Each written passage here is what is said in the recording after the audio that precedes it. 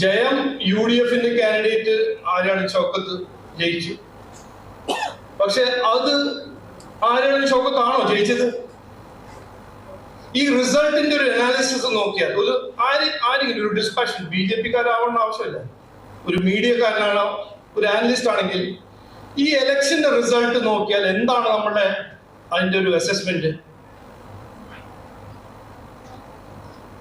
ഇവിടെ LDFന്റെ vote split ആയി, BJP NDAന്റെ vote കുറച്ച് ഇൻക്രീസ് ആയി, വർദ്ധിച്ചു. കോൺഗ്രസ് UDFന്റെ വോട്ട് കമ്മിയായി. ആരാ ജയിച്ചത്? കോൺഗ്രസ് അല്ല, ജമാഅത്തെ ഇസ്ലാമി ജയിച്ചു. അത് അവരെങ്ങനെ ജയിച്ചു? CPM തോറ്റു, CPMന്റെ വോട്ട് സ്പ്ലിറ്റായി.